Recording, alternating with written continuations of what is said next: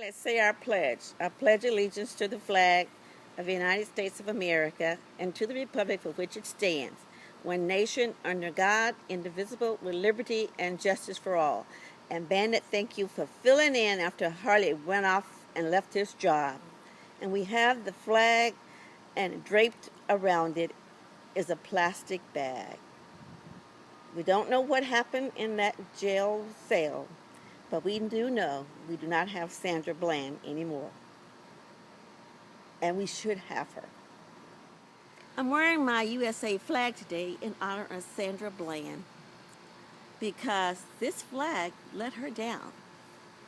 I saw the video of her today being taken out of that car, being talked to by that police officer in a manner less than a human being. He treated her with no respect. And I felt the humiliation that she might have felt. I felt the sadness that she might have felt. And I also know that that's not the only person, not the only police officer that acts that way. It happened in McKinney. It happened when I go to visit my son. I drive 4 or 5 hours. I get there. First thing they ask me is, what is his name? They say, what is the offender's name? And I proudly tell them, my son's name is. And then I go into the room where I'm going to be searched. They say, well, what is the offender's number? And I had to tell them, my son's number is.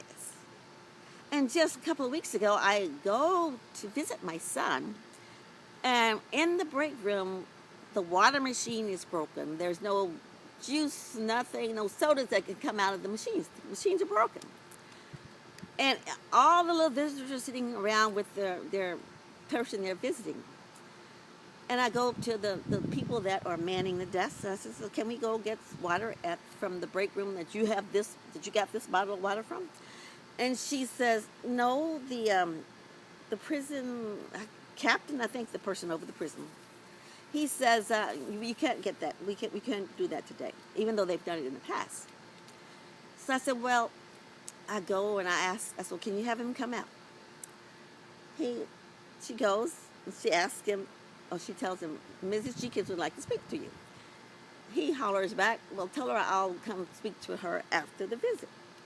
And I say to her, can you ask him to come right now? I need to speak to him right now. So she hollers back to him, she would like to speak to you right now. So he comes out and I explain to him about the water situation. He goes on to tell me that the water fountain is over there. It's right there over the wall. And I'm telling him, I've come in here for several years. I have yet to see anybody take water out of that water hydrant. Nobody gets water out of that water hydrant. Well, I think it works. I said, okay. So I walk over and I test it just to make sure. And I walk back over. I said, can you get the captain again? So she goes and gets the captain. I said, well, I tried the water machine, the water hydrant. It doesn't work, sir. Is there any way we can get some water? There's no water in this room. Tables full of people. And he said, I'll get somebody to bring some from the cafeteria. And I said, well, thank you very, very much, sir. I really appreciate your kindness. So he brings the water, and people line up to get the water. Now, I was very polite. But why did I have to be polite to ask for water? Why can't he have just seen that we were human beings and needed water? Why?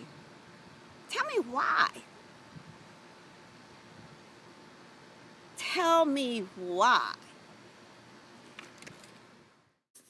Roy's words. I have regular contact with my family. They visit regularly, and I speak to a member of my family, my mom, my pops, or my sister, almost daily. It has been extremely important to stay in contact with my family. When I went to prison, I entered a different world, a savage world with different rules and regulations supplied by officers and inmates. Inmates can lose themselves in prison. My family visits and contacts are a foundation for me to stand on, my anchor. I'm reminded that I am a human being, loved and missed. I am reminded that I have something to offer the world. I am reminded of my true self and what awaits me when I return to free society. My family contacts help me maintain some small sense of normalcy. I'm able to keep the bonds built before incarceration. While I am not physically present during holidays and family events, I can somewhat share them. The most heartbreaking part of my incarceration was last year when my very special granny died. When my pawpaw died, all the male grandchildren acted as pallbearers. I was one of them. I missed her funeral, and I missed being one of the grandchildren carrying her casket. It has been said that absence makes the heart grow fonder. I disagree.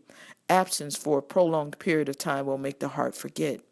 This goes both for an inmate and his loved ones. I am in prison with some inmates who have no visits and no regular contacts. I see and hear them becoming angry and bitter with the people they love, feeling that they have been forgotten, which is probably not the case. I realize and know it is not just all about me and my pain. My family shares my pain and lifts me up. We even manage to laugh and smile. We are human. I am human.